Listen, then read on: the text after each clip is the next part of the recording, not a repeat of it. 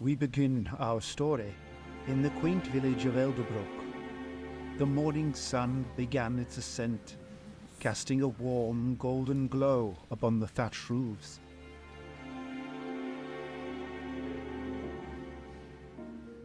Amidst this tranquil scene, a young man named Eldric stirred from his slumber. His fair skin contrasted sharply with his unruly hair that seemed to defy any attempt at taming.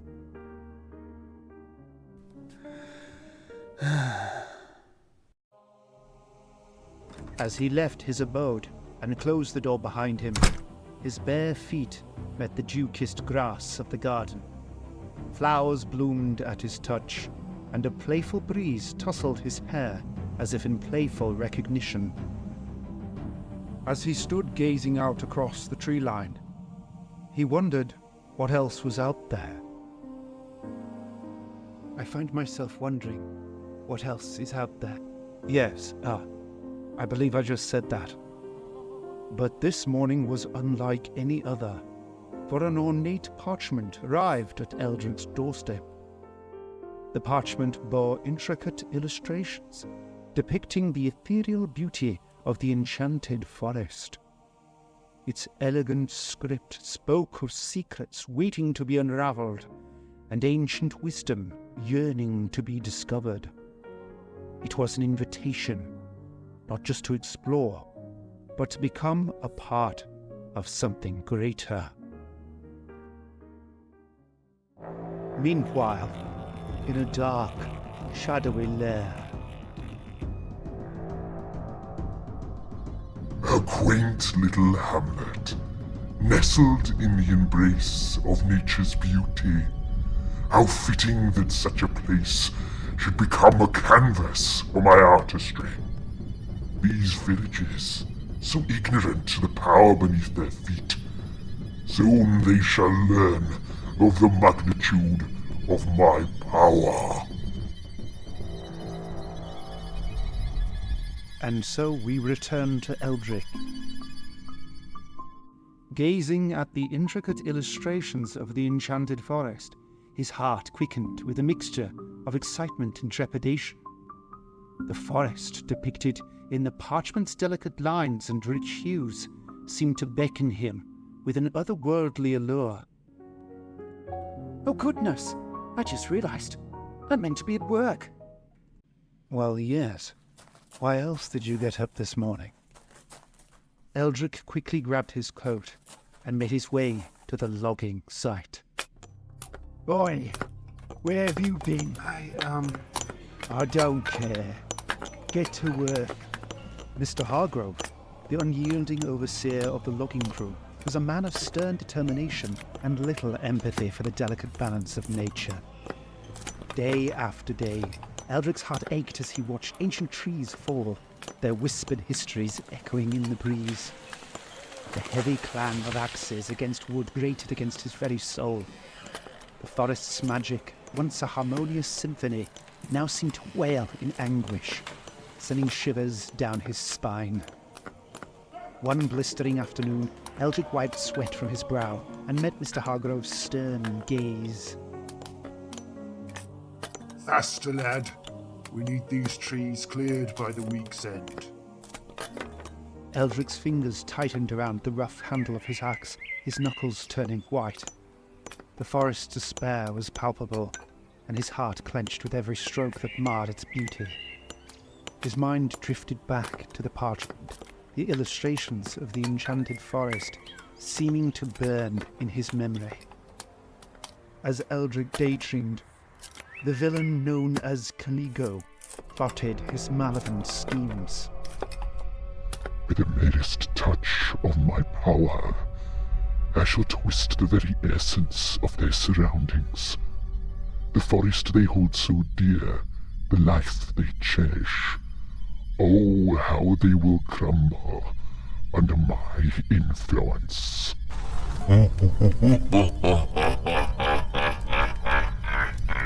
Caligo's eyes flickered with a malevolent fire, his fingers curling into fists as he revelled in his own mastery over the dark arts. The trees, once vibrant and lush, shall wither to desolation. Eldric's breath caught in his throat as the scene unfolded before him, a nightmarish reality he had never fathomed.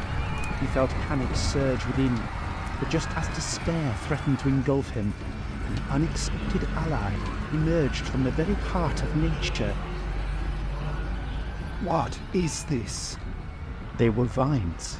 Usually gentle and nurturing, they had burst forth from the earth with an almost desperate urgency. Their emerald tendrils wove a protective web around Eldric, their thorns glistening with ethereal light. The forest itself seemed to rise in defense of its own champion. From the fire pit that had emerged in the heart of the forest, the demons that had spewed forth now fixed their malevolent gaze upon the vine barrier surrounding Eldric. As the demons lunged forwards, their grotesque form distorted by anger and hatred, the vines quivered and surged into action.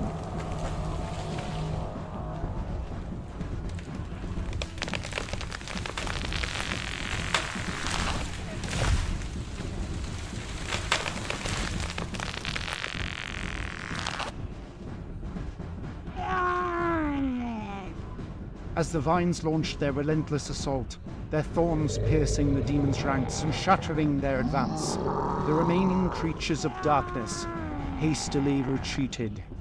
With gnashing teeth and guttural cries, they scrambled back towards the fire pit from whence they had emerged, seeking refuge in the infernal flames that had birthed them. Eldric's grip on the forest's magic began to falter, and the protective cocoon that had shielded him began to subside. The vines, which had once surged with a vibrant strength, now began to recede, their thorns retracting and their brilliance dimming.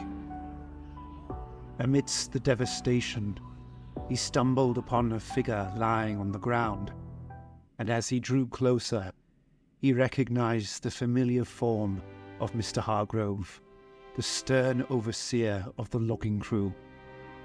Eldric's brows knitted with concern as he approached Mr. Hargrove. The man's clothes were singed, his face smeared with soot, and his eyes held an expression that seemed a mix of exhaustion and anger. Look what's become of our forest. Our way of life. Destroyed.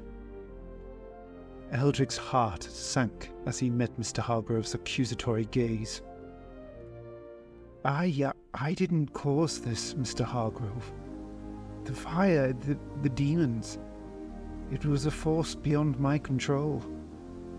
Your magic is what brought this upon us. The fire, the demons, they're your doing. No. I didn't mean to. You're wrong, Mr. Hargrove.